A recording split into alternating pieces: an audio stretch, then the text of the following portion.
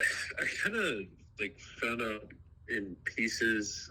Like I was literally mid practice round, so I was playing with Michael Kim, and I guess he got an email when we were on the fourth tee, and he was like, kind of said something like, "Oh, the PGA Tour and LIV are doing something," and like whatever, I was kind of in the middle. I just had some guys walk up. I was testing like a new iron or something.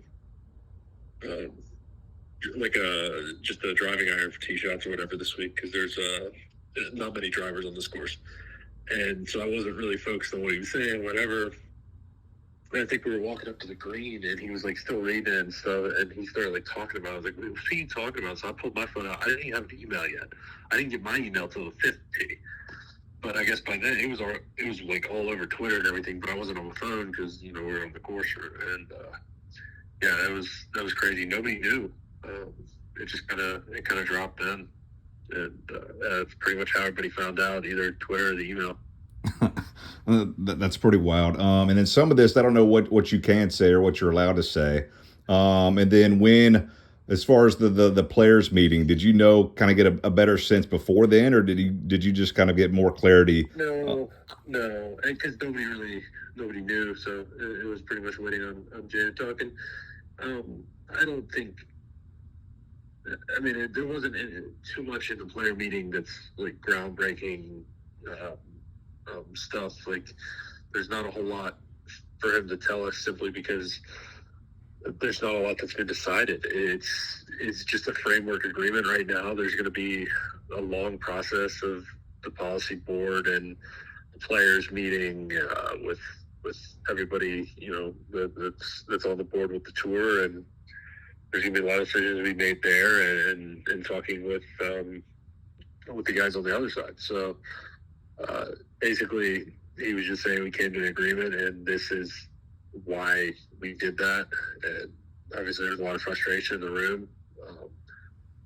Guys felt lied to and trust broken. So we'll see. I mean, I think it's kind of going to be the situation that you got to wait and see how it plays out, and kind of hope that Jay made the right call. And going off that, do you think this is good or bad for the tour? I don't know. I think this is kind of just from hearing Jay talk and how he was describing things. It kind of, best I can tell, sounds like it was something we needed to do.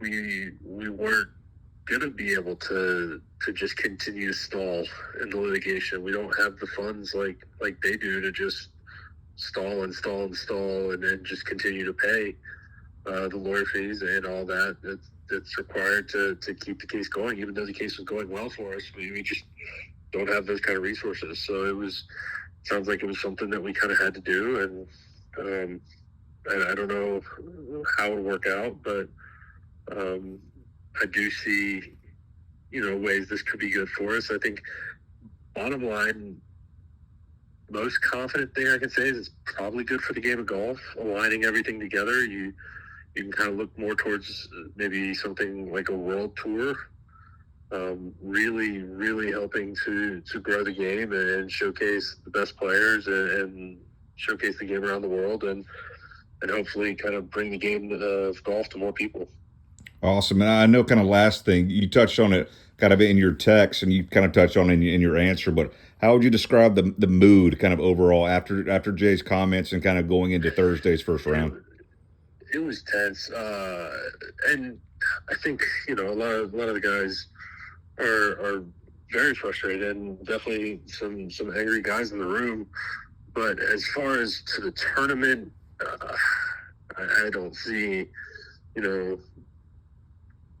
I don't see anything going on there. Just simply because the Canadian Open's been a staple on tour for so long. The Canadian fans are unbelievable, and RBC's been a great sponsor of the tour and a partner of the tour for so long. Like, they're not the ones that the players are frustrated or angry with. We're going to go out and put on as good a tournament as we can for them.